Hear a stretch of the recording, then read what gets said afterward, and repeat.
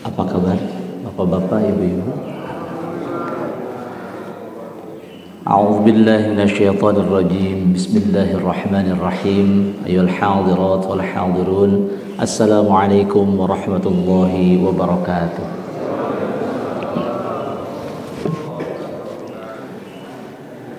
Alhamdulillahilladzi ja'ala syamsa dhiya'a wal qamara nura faja'ala al-Qur'ana nuran wa dhiya'a. Wassalatu wassalamu ala man kalamuhu nur wa hadihu yanfi syurur wa ittiba'ahu amnu wa salam man ata'ahu tada wa man hafidha anhu sama wa man lala bi sunnatihi la yashqa sallallahu alaihi wasallam wa ba'du. Alhamdulillah, di kesempatan pagi ini dalam kebahagiaan lahir dan batin, dalam harap-harap, dalam harapan yang selalu kita jaga, semoga Allah Subhanahu wa taala meridhoi apa yang kita lakukan, amin. Khususnya di bulan Ramadan, Allah karuniai kita kekuatan, kesempatan untuk selalu beribadah dan meningkatkan kualitas ibadah dan kuantitasnya, amin ya rabbal alamin. Hadirin hadirat, pertemuan pertama ini dan insya Allah akan bertemu 4 kali di bulan Ramadan ini dalam bahasan sirah nabawiyah. Saya tidak akan bertele-tele, langsung saja to the point agar umat ini mendapatkan sesuatu. Nanti insya Allah di akhir kita juga tulisan atau catatan-catatannya bisa dibagikan ya Pak DKM, agar bermanfaat langsung, karena banyak juga yang masuk tahu-tahu hilang, terdengar hilang, menguap begitu ya. Mudah-mudahan dengan catatan-catatan kecilnya nanti insya Allah bermanfaat dalam kehidupan insya Allah. Di pertemuan perdana ini kita bahas as-sirah an-nabawiyah atau sirah nabawiyah. Di muqaddimah pertemuan sebelum Ramadan di sini saya pernah jelaskan bahwa para ahli hadis itu mengatakan sirah nabawiyah ya ilmu hadis, begitu kan ya. Kenapa? Karena tentang baginda Rasul Muhammad sallallahu alaihi wasallam. Tapi para ulama sejarah, sejarawan, ahli tafsir, ahli hadis yang lainnya, mayoritas dari para ahli ilmu itu mengatakan memang benar tapi tidak sepenuhnya, begitu kan? Masya Allah.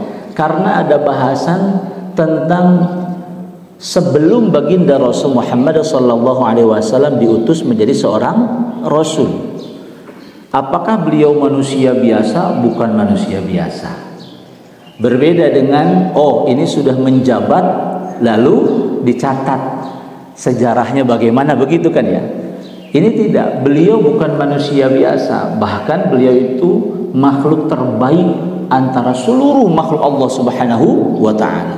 Bukankah bumi ini pernah diberikan amanah, langit diberikan amanah tapi tidak sanggup?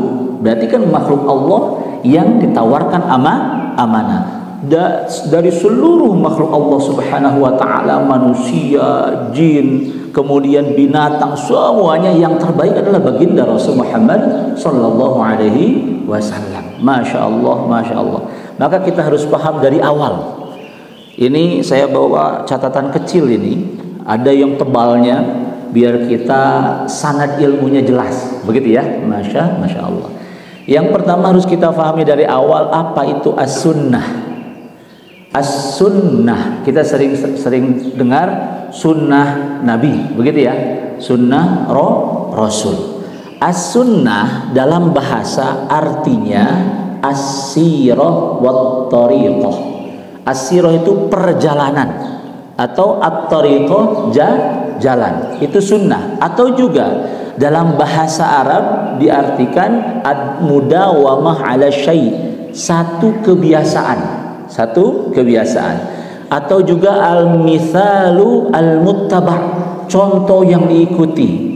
Atau juga sajiyatu syai' wa tabi'atuhu, satu yang alamiah, begitu ya. Atau as-surah, satu potret atau gambaran. Itu arti sunnah secara bahasa. Kita tahu dalam Al-Quran, ini insya Allah sudah mengkhatamkan Al-Quran ya ibu dan bapak, Masya Allah. Seminggu khatam lah insya Allah. Paling cepat 3 hari insya Allah. Dalam Al-Quran, dalam surah An-Nisa, Allah berfirman, A'udzubillahi minasyaitonirrajim, Bismillahirrahmanirrahim, yuridullahu liyubayyina lakum wa yahdiyakum sunanal ladzina min qablikum. Di situ ada bahasa sunan. Sunan itu dari sunnah. Kok Allah menyebutkan dalam Al-Quran sunnah? Katanya sunnah Nabi, begitu ya. Kalau itu diidhofahkan ke Allah Subhanahu wa ta'ala, maka sunnatullah itu satu, hukum-hukum Allah. Kedua, hikmah-hikmah. Ada pelajaran dari satu kejadian yang Allah ceritakan dalam Al-Quran atau Allah kisahkan tentang Nabi Adam dan seterusnya, itu ada pelajaran. Kedua, perintah Allah dan larangan Allah, itu namanya sunnatullah. Adapun diserap ke bahasa Indonesia, satu terjadi, dua terjadi, itu sebuah yang alamiah, disebut sunnatullah biasa. Begitu kan diserap ke bahasa Indonesia, karena arti sunnah itu adalah perjalanan tadi di awal ya, as-sirah. As-sunnah itu as-sirah. As-sirah itu perjalanan. Masya Allah, Masya Allah. Itu kalau disandarkan kepada Allah Subhanahu wa ta'ala, sunnatullah itu tadi 4. Ahkam, hikmah, amrun, dan nahyun. Masya Allah. Lalu kepada baginda Rasul bagaimana sunnah Nabi? Gitu ya. Sunnah Rasul. Ya, apa yang menjadi hukum Rasulullah SAW diutus oleh Allah Subhanahu wa ta'ala, ini sampaikan agama yang benar, tuntunan yang benar, bukan konsep, tuntunan. Makanya para ahli tafsir mengatakan Al-Quran itu isinya tuntunan, bukan konsep Al-Quran. Karena kalau konsep itu sesuatu yang baru diciptakan. Kalau Allah, Al-Quran itu kalamullah. Tuntunan yang diajarkan oleh Allah kepada Rasul beramanah kemudian diajarkan kepada manusia, bukan umat Islam saja. Masya Allah, diajarkan untuk manusia kan, untuk manusia lil alamin, begitu ya, untuk manusia seluruhnya. Masya Allah. Bahkan dari sejarah ada jin ya, kelompok jin atau golongan jin itu iri kepada manusia yang mengikuti Muhammad. Akhirnya mereka curi-curi minta diajarin oleh Muhammad sallallahu alaihi wasallam, Sayyiduna Muhammad. Masya Allah. Jadi Rasulullah sallallahu alaihi wasallam, hukum-hukum yang diajarkan oleh beliau, kebiasaan perjalanan beliau, itu disebut sunnah Rasul. Bukan satu hal saja, misalnya perintah Rasul bukan, larangan Rasul bukan. Itu semuanya dari baginda Rasul Muhammad SAW disebut sunnah. Nah, kita tahu ada sunnah, ada hadis. Bedanya apa? Hadis dari bahasa itu dari ahadatsa, sesuatu yang baru. Sesuatu yang baru, atau percakapan bisa. Itu makna hadatsa. Maka kontranya atau lain dari al-qadim yang lama. Dulu di zaman jahiliyah begini, datang Muhammad sallallahu alaihi wasallam diutus menjadi seorang Rasul, Sayyiduna Muhammad sallallahu alaihi wasallam, maka beliau ajarkan A, B, C. Itu di zaman jahiliyah baru. Sebelumnya tidak ada. Makanya hadis itu majaa minan Nabi sallallahu alaihi wasallam khassatan, khusus dari Rasul Muhammad sallallahu alaihi wasallam, bukan dari selain beliau. Apa? Min qaulin wa fa'lin wa taqririn, perkataan, perbuatan, dan pengiyahan, atau beliau setuju dalam satu hal. Qaul, Rasulullah SAW bersabda, misalnya sabdanya apa, nah itu qaul. Kalau fi'li, beliau sholat, tidak berkata kan, sholat, dilihat oleh para sahabat dari samping kanan, dari samping kiri, dari belakang, begitu kan. Oh, begini sholat baginda Rasul Muhammad sallallahu alaihi wasallam. Kemudian setelah itu beliau mencontohkan, beliau katakan, sholatlah seperti kalian melihatku sholat. Makanya ada yang mencontoh Rasul tapi nggak tepat, jelas nggak? Ada yang rukunya buruk, ada yang sujudnya buruk, artinya gerakannya tidak persis Rasul Muhammad sallallahu alaihi wasallam. Sampai Rasul katakan kepada beliau, ulangi. Sholat kamu buruk gerakannya, jelek gerakannya. Karena apa? Menilai dari gerakan baginda Rasul, mencontohnya dan kurang persis. Ada para sahabat yang jeli persis. Jadi ada sebuah proses dari apa yang Rasulullah lakukan diproses oleh para sahabat dan berbeda. Makanya sampai berguru kepada baginda Rasul Muhammad SAW akhirnya diperbaiki begitu yang benar. Karena ada para sahabat yang kan sahabat itu bertemu dengan beriman dan bertemu dengan baginda Rasul, tapi tidak menjadi murid baginda Rasul, hanya melihat saja. Begitu kan ya? Akhirnya nyampainya kurang atau pelaksanaannya kurang seperti yang diajarkan baginda Rasul Muhammad sallallahu alaihi wasallam. Makanya para perawi hadis itu yang ada 7 orang kurang lebih paling banyak meriwayatkan hadis dari golongan para sahabat itu sudah klarifikasi bagaimana tentang hadisnya. Bukan misalnya seorang serdadu perang, seorang serdadu panglima begitu, atau serdadu atau prajurit. Beliau hanya melihat saja, tidak tahu tentang hadisnya, tidak tahu tentang perintah baginda Rasul, larangan baginda Rasul, atau Rasul melakukan apa. Beliau tidak berhak untuk mengajarkan ilmu yang diajarkan oleh baginda Rasul Muhammad sallallahu alaihi wasallam. Ini hati-hati. Misalnya, ada hadis, ini sahabatnya siapa? Jangan-jangan seorang prajurit, begitu ya. Jangan-jangan yang memang tidak mendalami ilmu. Dari para sahabat itu ada ahli ilmunya, ahli strateginya, ahli begitu kan ya. Yang menjadi murid baginda Rasul sallallahu alaihi wasallam atau santri-santri beliau itu para ahli ilmu yang diajarkan oleh baginda Rasul Muhammad sallallahu alaihi wasallam. Makanya bapak-bapak, ibu-ibu, ada misalkan rijalul hadis. Siapa ke atasnya ada, ini mah tukang bohong satu, maka menjadi dhaif atau tidak diterima, atau ada permasalahan di hadis tersebut. Makanya ada takhrijul hadis. Jelas ya? Jelas, Masya Allah. Lalu kita berpegang kemana? Kepada kitab-kitab yang sudah diklarifikasi oleh para periwayat hadis atau imam-imam hadis Rasulullah Muhammad sallallahu alaihi wasallam. Nah, ini biar faham apa itu sunnah, apa itu hadis Rasulullah Muhammad sallallahu alaihi wasallam. Ini sebagai pembukaan begitu ya. Abu Hurairah radhiyallahu anhu itu meriwayatkan 5.374 hadis. An Abi Hurairah, begitu ya. An Abi Hurairah. Saking jelinya setan yang terkutuk, itu ada yang mempertanyakan Abu Hurairah. Padahal beliau itu perawi hadis yang paling banyak di antara para sahabat. Saking jelinya tadi setan yang terkutuk, Abu Hurairah yang dipermasalahkan, bukan Anas bin Malik, bukan ini. Jadi ini jangan sampai kita, bahasa anak-anak sekarang mah, terkecoh bapak-bapak. Wah, ini ada situs website misalnya, wah ini kan bahasa Arab, ini hadis benar. Jangan seperti itu. Harus ada ilmunya, dicari tahu atau dari ahli ilmu. Misalnya fenomena yang ada, jelinya setan itu sampai seperti itu. Maka kita sekali lagi harus hati-hati mencari ilmu yang berkualitas lewat sanad. Nah, ini ahli hadis. Kemudian Abdullah bin Umar, anaknya Umar ibn Khattab, meriwayatkan 2.630 hadis. Kemudian Anas bin Malik, ini para sahabat sepintas saja. Anas bin Malik 2.286 hadis. Sayyidah Aisyah ya 2.210 hadis. Ibnu Abbas atau Abdullah, anaknya Abbas paman Rasulullah Muhammad sallallahu alaihi wasallam, meriwayatkan 1.660 hadis.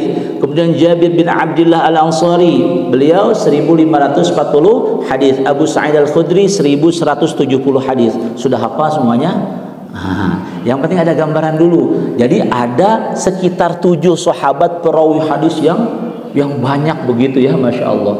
Kalau ada nama yang aneh atau nama yang tidak dikenal harus dicari tahu dulu. Ini agar kita tanabah. Tanabah itu hati dan kita tahqiq, detail. Oh iya ya, meskipun kita punya semangat ya, semangat yang tinggi bagus, tapi kita harus cari sanad ilmu yang berkualitas. Hati-hati, itu saja. Masya Allah, Masya Allah. Lalu kita masuk ke bagaimana baginda Rasul Muhammad Sallallahu Alaihi Wasallam atau as-sirah an-nabawiyah. Setelah faham as-sunnah dan ahadits tadi ya, Rasulullah Sallallahu Alaihi Wasallam itu manusia yang spesial sejak lahir. Jelas ya. Kita pernah bahas bahwa pokoknya ada 3 dalam Islam. 1 aqidah, kedua syariah Islamiyah. Kita sholat bagaimana, kemudian bagaimana praktek-praktek syariah Islami. Yang ketiga akhlak.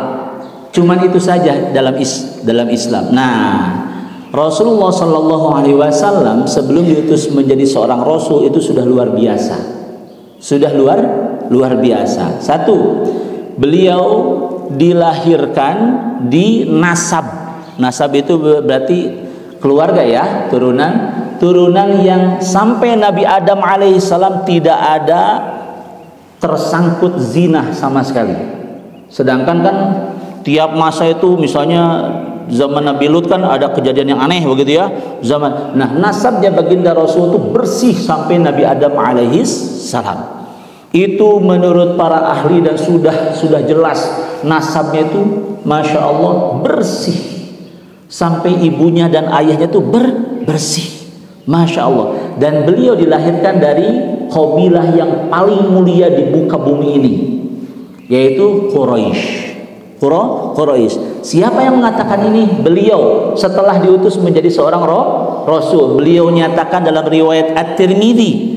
Memang begitu. Jadi kalau kita qabilah Sunda nih, ya memang kalah sama beliau begitu.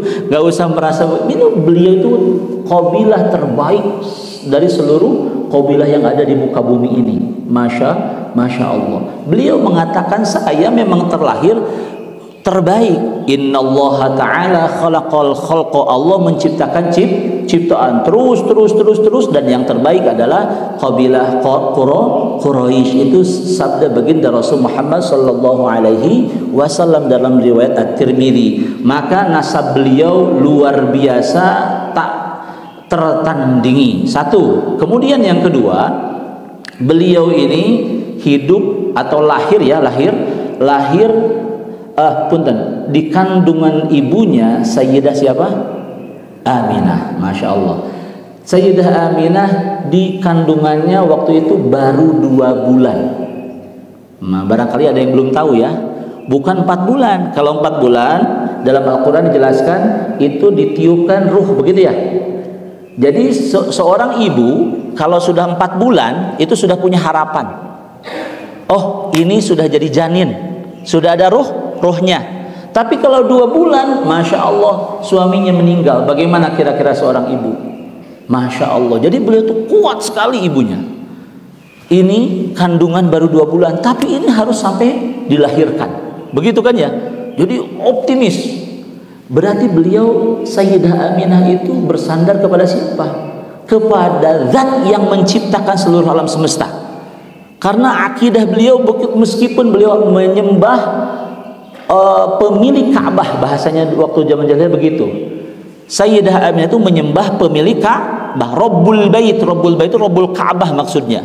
Masya Allah. Begitupun kakeknya baginda Rasul, begitupun ayahnya menyembah pemilik Ka'bah. Dan pemilik Ka'bah itu adalah Tuhannya Nabi Ibrahim alaihis salam. Akidahnya benar.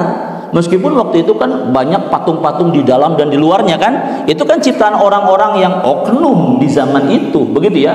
Abdul Muttalib itu kakeknya dan ayahnya dan ibunya baginda Rasul Muhammad sallallahu alaihi wasallam itu tetap akidahnya benar. Saya menyembah pemilik rumah ini, yaitu Ka'bah, dan pemilik Ka'bah adalah Tuhannya Nabi Ibrahim alaihissalam dan Nabi Ismail alaihissalam. Kata baginda Rasul, itu adalah leluhurku. Kata Sayyidah Aminah, itu leluhur kami. Begitu kan ya? Masya Allah. Jadi Masya Allah, di usia 2 bulan suaminya meninggal, beliau tetap kuat dan optimis. ibu-ibu di zaman sudah diutus baginda Rasul Muhammad SAW sampai jadi asbabun nuzul salah satu ayat dalam Al-Quran yang ibu sering dengar, bapak sering dengar, min haitsu la yahtasib. Sering dengar ya, rezeki yang min haitsu la yahtasib. Itu asbabun nuzulnya seorang janda bingung, ini suami saya meninggal, anak saya bagaimana? Masya Allah, diberi penjelasan dalam Al-Quran itu sampai min haitsu la yahtasib, santai saja ada Allah. Nah, Sayyidah Aminah waktu itu belum ada min haitsu la yahtasib, tapi beliau optimis, ini anak harus lahir, ini anak haruslah lahir. 2 bulan ditinggalkan atau meninggal ayahnya yang tercinta, Abdullah. Masya Allah. Setelah itu beliau baginda Rasul Muhammad sallallahu alaihi wasallam lahir, asbahalahum la umri sitta sanawat matat ummuh. 6 tahun ibunya meninggal. Seorang anak yang tidak tahu bapak, wajahnya tidak tahu, kemudian Masya Allah di umur 6 tahun ibunya meninggalkan beliau.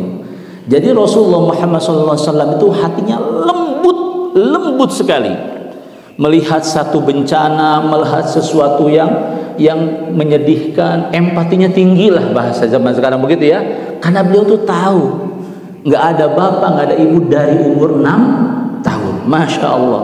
Kemudian diurus oleh kakeknya siapa? Abdul Muttalib.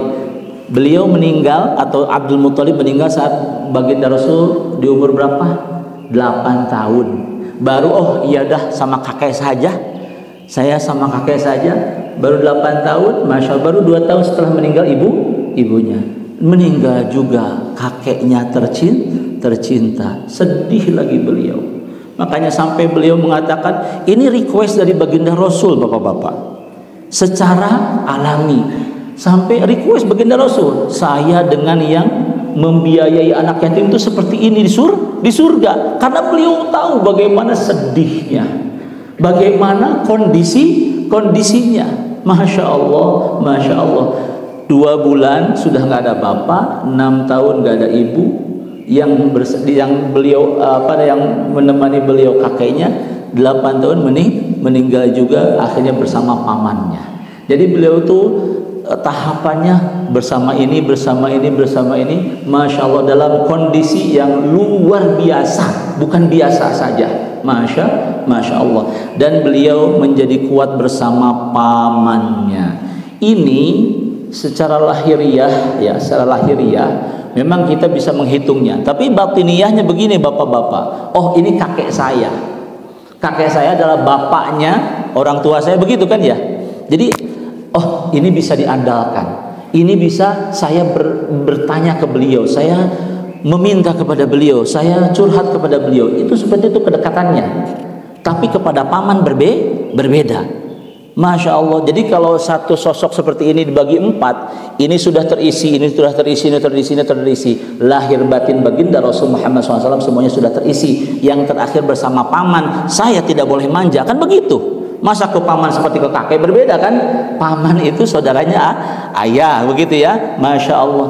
Nggak bisa seperti zaman bersama kakeknya, begitu ya. Jadi batinnya sudah terisi, yang terakhir lahirnya. Maka beliau di zaman bersama pamannya, baginda Rasul itu menjadi kuat secara fisik, luar biasa. Itu yang kedua. Ketiga, Rasulullah Shallallahu Alaihi Wasallam ya, beliau itu salimul jismi, fisiknya itu kuat, tidak ada cacat, tidak ada kekurangan.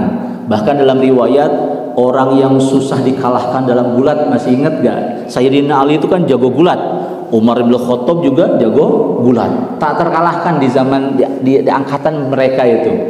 Masya Allah, Masya Allah. Rasulullah SAW itu ada kisahnya. Rasulullah SAW, beliau adalah mertuanya Sayyidina Ali. Berarti umurnya jauh ya, beda zaman kan.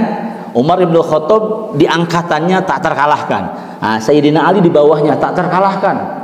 Semua orang nggak bisa mengalahkan Sayyidina Ali. Sampai Rasulullah bilang, nanti ada yang mau gulat sama kamu, kurang lebih bahasa kita demikian, begitu ya.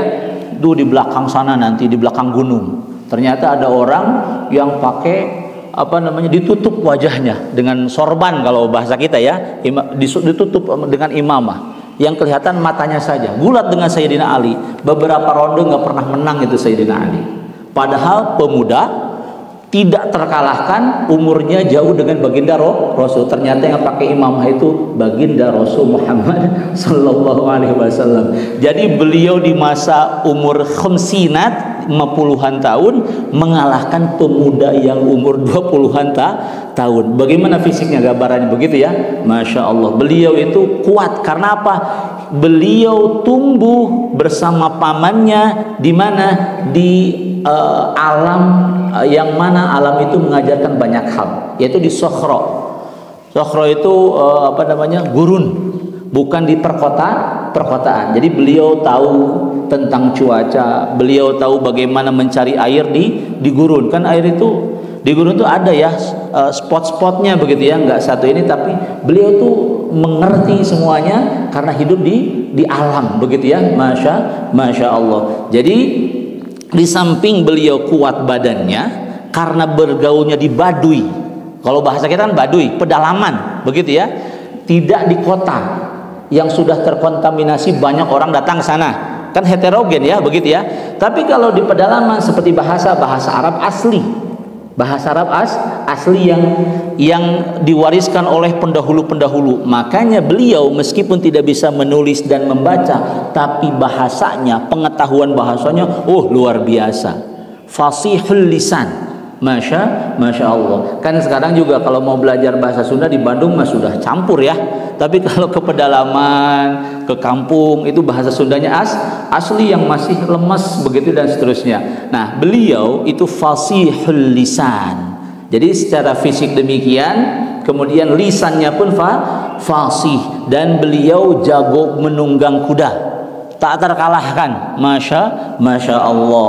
Kemudian kecerdasan beliau secara alami ya dalam memahami alam ini itu terlihat dari latihan-latihannya yang berkualitas ya, karena di alam langsung terbuka. Kemudian yang mengajarkannya pamannya sendiri dan qabilah yang asli dari pedalaman. Luar biasa. Yang keempat, Rasulullah Shallallahu Alaihi Wasallam itu memang berwibawa dan mulia secara alami. Ada satu kursi, bukan kursi ya, di situ firosh itu seperti tempat duduk balai-balai begitu ya. Itu tempatnya kakeknya Abdul Muttalib, kepala suku di situ paling mulia di zamannya. Itu waktu beliau masih ada kakeknya. Beliau dengan gagahnya duduk di situ, yang mana paman-pamannya nggak ada yang berani duduk di situ. Nggak ada manusia di waktu itu yang berani duduk di singgasananya. Ya tadi firosh itu kakeknya sebagai kepala begitu ya, tapi beliau duduk santai saja dengan penuh wibawa. Jadi bukan cengangas cengenges, itu secara alami beliau anak kecil ya duduk itu dengan penuh wibawa, dan paman-paman kalau bahasa Sundanya demikian kan, turun. Bagaimana itu tempat kakekmu, tempat yang tidak boleh diduduki kecuali kakekmu. Kata kakeknya apa? Fa inna lahu sya'nan. Ini anak luar biasa, bukan biasa, biarkan. Seorang yang berwibawa seperti Abdul Muttalib waktu itu di zamannya, orang yang paling puncak di antara semua orang di Makkah waktu itu, di Hijaz waktu itu membiarkan seorang anak kecil yang di antara umur 6 sampai 8 tahun kan, sekitar itu, beliau duduk di tempat luar biasa dan beliau berwibawa secara bawaan. Makanya pernah dijelaskan mungkin oleh dai atau ustadz bahwa Nabi Yusuf memang ganteng, tapi masih kalah ganteng oleh baginda Rasul Muhammad Sallallahu Alaihi Wasallam. Masya Allah. Memang Umar bin Khattab itu gagah, Khalid bin Walid gagah, Ali bin Abi Thalib gagah, tapi fisiknya semuanya kalah oleh baginda Rasul Muhammad Sallallahu Alaihi Wasallam. Masya Allah, masya Allah. Berarti beliau itu dengan kondisi seperti itu, kualitas bawaannya seperti itu, tidak pernah pesimis, tidak pernah negatif, tidak pernah mengeluh. Masya Allah, di tempat orang paling mulia di zamannya waktu itu, di qabilahnya, beliau dengan santainya duduk di sana, bukan colong, bukan lengus, bahasa Sunda itu apa lengus tuh? Bukan sombong, bukan colongos begitu ya. Bukan wah saya kan kakek saya, bukan. Beliau alami saja, terlihat dan terasa begitu. Masya Allah. Makanya umat Rasulullah Muhammad SAW itu tidak boleh mengatakan aduh. Tapi Masya Allah sakit, aduh Masya Allah. Jangan aduh saja begitu ya. Ibu-ibu, bapak-bapak pernah dengar hadis yang menjelaskan bahwa di bulan Ramadan dibuka pintu surga? Pernah dengar ya? Nah, itu hadis sahih ya. Dibuka pintu surga. Pintu surga ada berapa? Ada dalam riwayat Utbah ada 8. Nah kalau pintu neraka 7. Nah di antara pintu yang 8 ini, 8 segini ya, 8 ini ada pintu atau gerbang lah ya, gerbang babul mutawakkilin, gerbang orang-orang yang bertawakal. Allah berfirman kepada baginda Rasul mengatakan begini, masukkan dari umatmu wahai Muhammad orang yang tidak ada hisabnya. Loh, masa orang tidak dihisab? Memangnya tidak pernah melakukan kesalahan? Masya Allah luar biasa kan? Ternyata siapa? Orang yang bertawakal.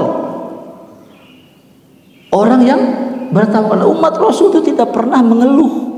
Sampai kondisi paling buruk pun tetap optimis. Di kondisi apapun. Oh, bagaimana? Lah hisabah itu bagaimana? Begini. Saya berusaha misalnya, si A saja. Jangan si Fulan berusaha. Mati-matian pingin A atau ingin harapannya menghasilkan A, hasilnya B. Jelas? Pas hasilnya B dia sudah berusaha maksimal, mati-matian, all out. Kemudian dia mengatakan, "Ya Allah, saya terima meskipun saya pengen A, tapi saya terima B." Caranya sudah benar, sesuai aturan, tidak melanggar agama. Sudah niatnya pengennya A, hasilnya B. Akhirnya karena menerima hasil B sedangkan harapannya A, akhirnya dia tidak dihisab, habis semuanya. Jelas nggak? Kenapa? Karena semuanya di penghabisannya kepada Allah Subhanahu wa ta'ala. Sudah habis nampi ya Allah, meskipun sedih, pengennya A, inginnya A, hasilnya B. Masya Allah dia terima, nggak apa-apa. Meskipun pengen A tapi nggak apa-apalah. Kalau dari Allah B mah begitu ya, maka tidak dihisab. Berbeda dengan ya Allah kenapa dikasih B? Dihisablah keluhannya. Jelas? Usahanya dan dihisab bagaimana? Kamu usahanya demikian nggak mungkin menghasilkan A. Jelas-jelas dengan hasil A, dengan usaha kamu menghasilkan B. Begitu kan ya? Berarti ada hisabnya, ada hitungan. Nah, orang yang bertawakal itu tidak dihitung. Kenapa? Karena habis semuanya. Apa yang mau dihisab orang diserahkan kepada Allah Subhanahu wa ta'ala. Makanya para ulama tasawuf itu sepakat, bapak-bapak, ibu-ibu, orang yang menerima takdir setelah dia berusaha maksimal di jalan Allah sesuai aturan dari agama kita, itu lebih besar pahalanya daripada ibadah-ibadah yang lainnya. Kenapa? Karena menerima. Masya Allah menerima satu keputusan Allah Subhanahu wa ta'ala setelah kita berusaha, itu lebih besar pahalanya daripada ibadah-ibadah yang lain. Kalau ibadah yang lain dihitung tak kalau hisab sudah. Makanya ada gerbang orang-orang yang bertawakal dan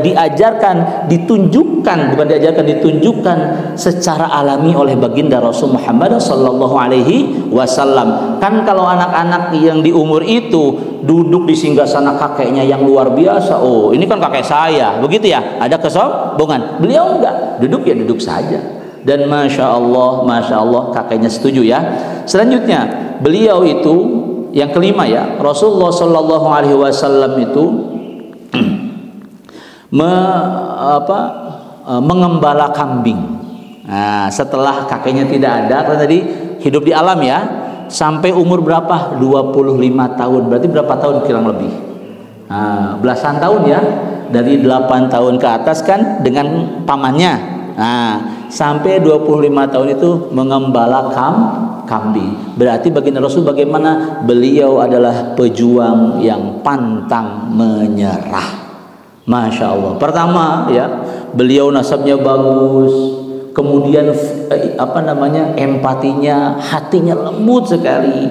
Kemudian secara alami luar biasa lahir batinnya. Kemudian beliau optimis selalu, beliau terhormat secara bawaan, dan beliau pejuang yang pantang menyerah.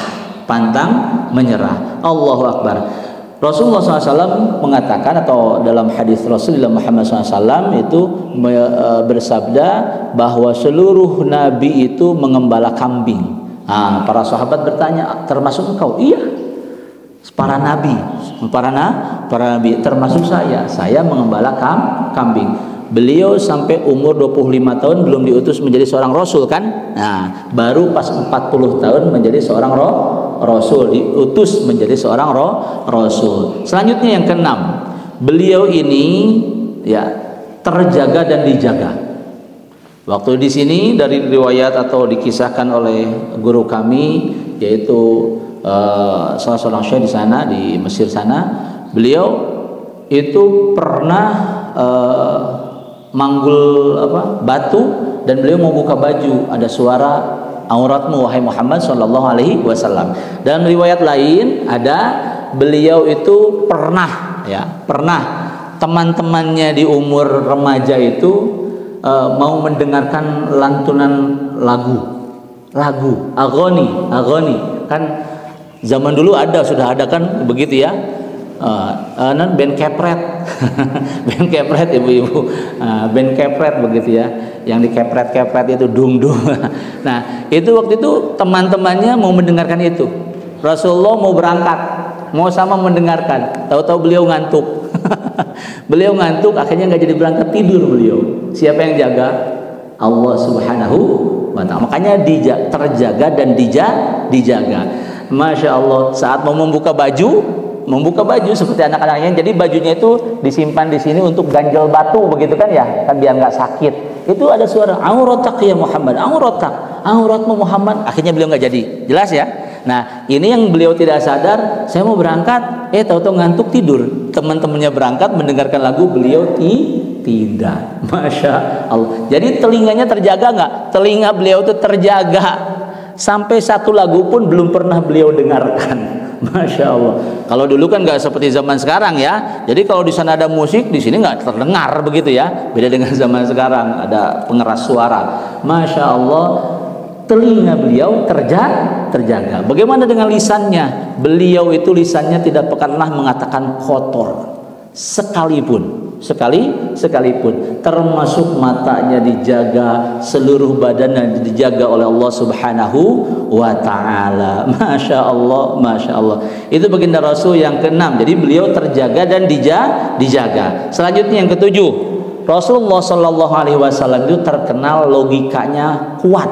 Bahkan di zaman jahiliyah, yang orang hebat ya hebat, orang rendahan yang rendahan, orang yang kedudukannya tinggi ya tinggi, bahkan menindas yang rendah. Begitu di zaman itu. Jadi tidak ada tidak ada dialog, tidak ada obrolan-obrolan yang pasti searah obrolannya itu ya. Masya Allah, mereka mengakui logikanya baginda Rasul Muhammad Sallallahu Alaihi Wasallam. Jadi salimul aqli. Beliau itu akurat sekali, tidak pernah terbantahkan oleh siapapun di zamannya. Berarti kan pengakuan itu menunjukkan salimul aqli, logikanya atau akal beliau itu bersih dan tepat,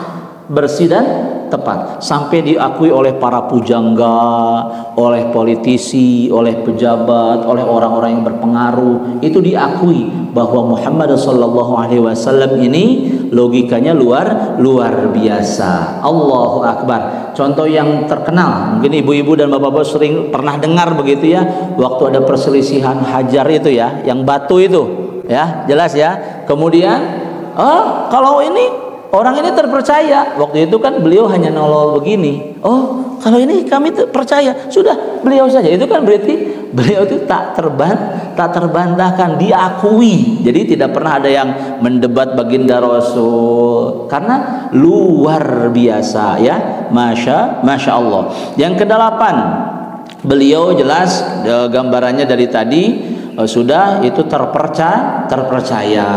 Kemudian yang ke-9, beliau itu kan setelah 25 tahun bekerja ke siapa? Sayyidah Khadijah yang nanti menjadi istrinya, ya.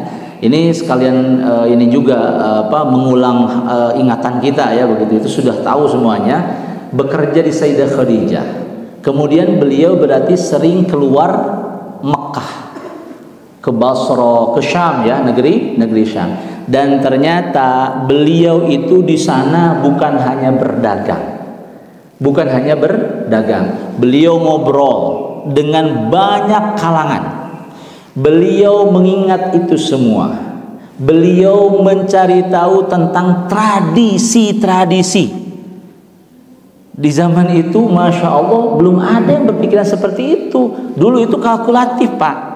Ini untung, ini rugi, ini salah, hajar, gitu ya. Bahkan kalau ada tersinggung, pedang melayang, Pak, zaman itu.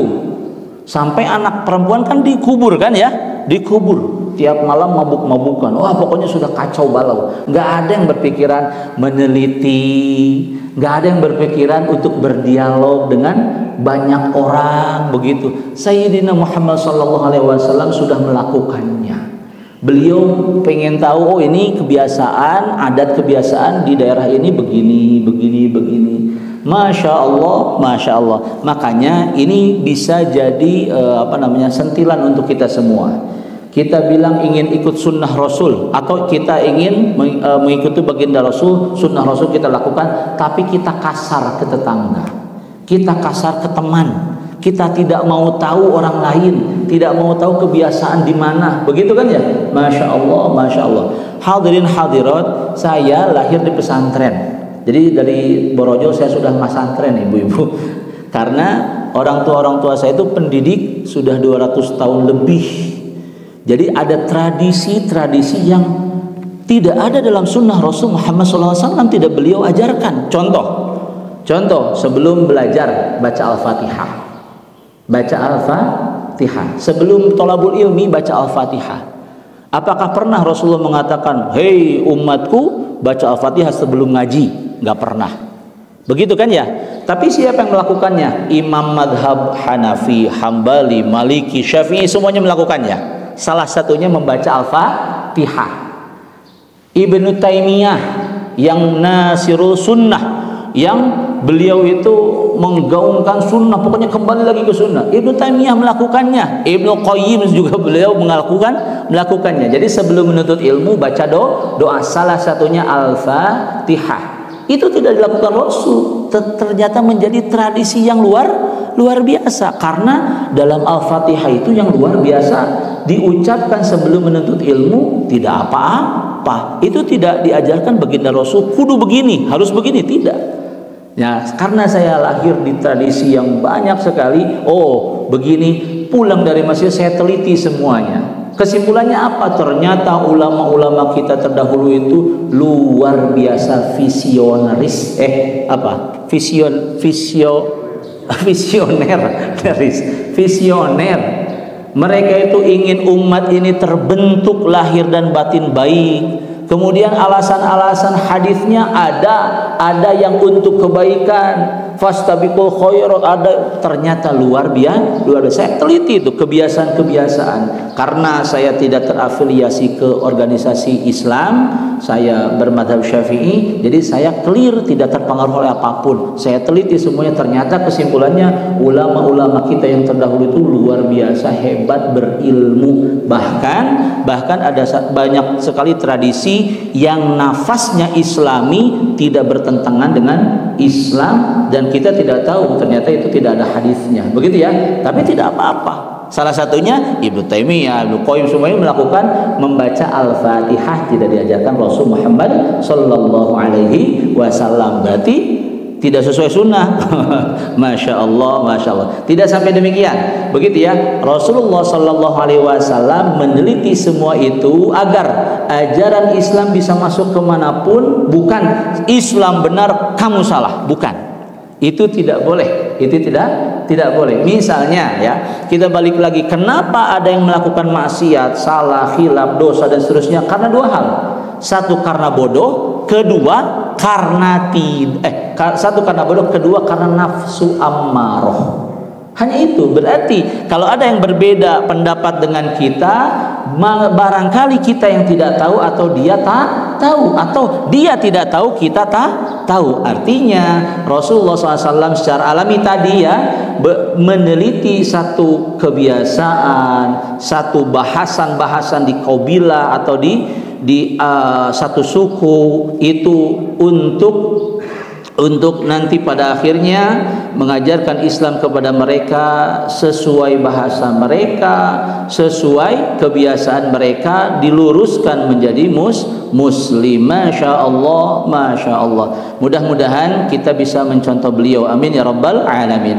Dalam beberapa perbedaan madhab kita insya Allah ya, insya Allah tetap la ilaha illallah Muhammadun Rasulullah, tidak bertikai. Masya Allah. Yang terakhir, setidaknya sebelum baginda Rasul Muhammad SAW diutus menjadi seorang Rasul, beliau ini tinker. Beliau ini sering menyendiri, tapi bukan ngalamun ya, apalagi kabur dari permasalahan. Beliau itu berkontemplasi begitu ya, bermuhasabah. Contohnya, beliau duduk di Gua Hiro, melihat Mekah waktu itu ya, melihat Mekah dari jauh. Kemudian beliau, siapa yang menciptakan alam semesta ini? Luar biasa angin yang berhembus, begitu ya, Masya Allah. Beliau itu tinker dan beliau itu mendalami jiwanya atau menguatkan jiwanya dengan berfikir ya, berfikir, bertahannuts, memikirkan kuasa-kuasa pencipta alam semesta, ayat-ayat yang terjadi. Ayat-ayat itu bukti kebesaran Allah Subhanahu wa taala. Contohnya, beliau melihat matahari, diperhatikan matahari. Beliau melihat bulan, diperhatikan bulan. Difikirkan siapa, kemudian bagaimana manfaatnya. Begitu. Beliau itu thinker. Masya Allah, Masya Allah. Jadi dari ujung rambutnya sampai ujung kakinya, luar dalam baginda Rasul itu sudah luar biasa. Luar biasa. Makanya kalau dalam Islam maksimal menikah berapa Pak? 4 ya? Nah, maksimal menikah 4. Itu kalau bisa adil, ibu-ibu santai saja. Itu kalau bisa adil. Jangan jual ribut ya. Itu kalau bisa adil, nggak bisa adil mah jangan. Begitu ya. 4. Rasulullah menikah berapa? 9. Rasulullah seperti kita nggak? Nggak. Makanya dalam satu kitab Imam Nawawi itu sampai membabkan babu tafdilin nabi. Ini untuk pertemuan pertama kita, sampai sebentar lagi beres ya.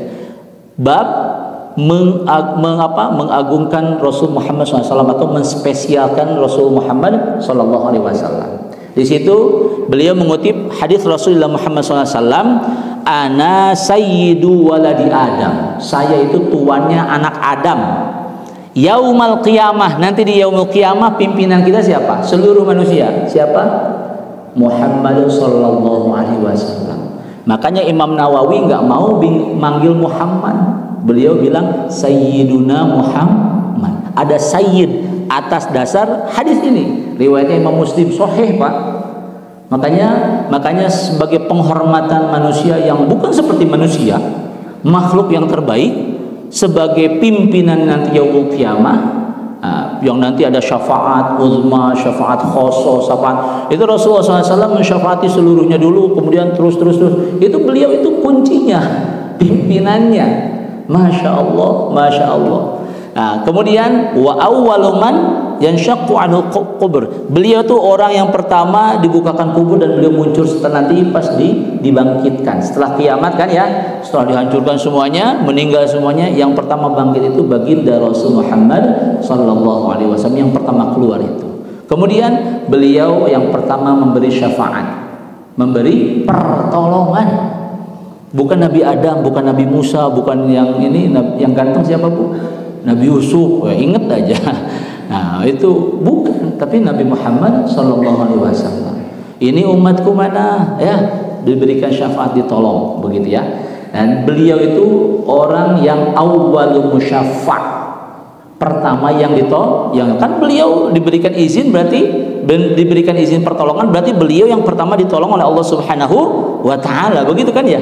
Masya Allah, sampai dibabkan seperti itu oleh Imam Nawawi. Jadi ada keutamaan-keutamaan baginda Rasul Muhammad SAW, Masya Allah, sehingga kita memang menempatkan beliau bukan seperti manusia biasa. Pada akhirnya ada juga ya di dalam mazhab Syafi'i sampai mengatakan Sayyiduna Muhammad, tidak mengatakan langsung nama beliau, itu penghormatan, bukan wajib tapi penghormatan. Akhirnya menjadi kebiasaan. Masya Allah, Masya Allah. Karena beliau sejak di dalam kandungan 2 bulan saja prosesnya sampai menjadi seorang rasul itu sudah luar biasa dan tidak seperti manusia. Beliau sangat spesial yang mendapatkan gelar Habibur Rahman, yaitu Nabi Muhammad sallallahu alaihi wasallam. Dalam titik ini, bapak-bapak, ibu-ibu, mudah-mudahan kita bisa mencontoh beliau dengan 10 tadi ya. Masya Allah, menjadi muslim yang lembut, kuat, optimis, begitu ya, berharap kepada Allahnya luar biasa. Masya Allah, Masya Allah. Untuk penutupan, saya mau sebutkan beberapa hal yang dicontohkan oleh Rasul, dilakukan oleh Rasul dari bangun tidur. Barangkali nanti bisa diingat atau nanti kita tuliskanlah semuanya biar bisa dibagikan ya Pak Haji ya. Masya Allah. 1, pas bangun itu apa yang dilakukan? Ini sesuai hadis ya, biar kita kan sirah kan ya. Apa yang dicontohkan Rasul yang sesuai hadis ya? Apa yang dilakukan setelah bangun tidur? Huai. Mengusap bekas tidur ya di wajah dengan tangan, bukan dengan ini, bukan dengan ini, apa ini? Nah, dengan telapak tangan begini, mengusap. Nah, mengusap begini. Dalam itu bapak-bapak bisa cenghar Pak. Tapi kalau bangun ngahulang begini tunduk. Tapi kalau Bismillahirrahmanirrahim, begitu kan ya, irtiash, cenghar. Setidaknya ada yang ngusap begitu ya. Matanya enggak lulungu bahasa Sundanya. Bismillahirrahmanirrahim. Ini sesuai hadis. Berarti setiap kayak kita begini pas bangun tidur ada pahala enggak? Pahala. 1 ya. Dengan tangan, jangan dengan siku, begitu ya. Dengan tangan. Ini telapak tangan. Nah, dampal, panangan bahasa Sundanya. 2, baca apa? Baca doa yang dibaca apa? Yang biasa. Ba'dama wa ilaihin, itu riwayat Imam Bukhari sahih itu. Jadi baca itu aja, jangan yang lainnya. Nah, bangun tidur, wah gimana ya urusan kemarin? Jangan dulu, baca doa dulu. Dapat pahala. Alhamdulillahilladzi. Nah, itu yang sudah dihafal. Itu riwayat Imam Bukhari sahih. Kemudian selanjutnya siwak. Siwak itu irtiash juga, bikin seger. Wah, ini nanti bapak-bapak yang umroh beli siwak sekoper, bagikan ke yang lainnya. Itu pahala Pak. Kalau dipakai kan sekarang siwak ya paling sikat gigi. Siwak lebih ini kan. Siwak meskipun siwak itu nggak pakai odol, nggak pakai odol pasta gigi, tapi itu kan sunnah Rasul begitu ya. Jadi ada pahala tersendiri. Jadi nanti yang umroh bawa siwak bagi-bagi di kita ya semua insya Allah. Itu siwak. Wah kalau siwak nggak ada bagaimana sikat gigi? Sikat gigi jadi seger tapi tidak ada ibadahnya. Jelas ya?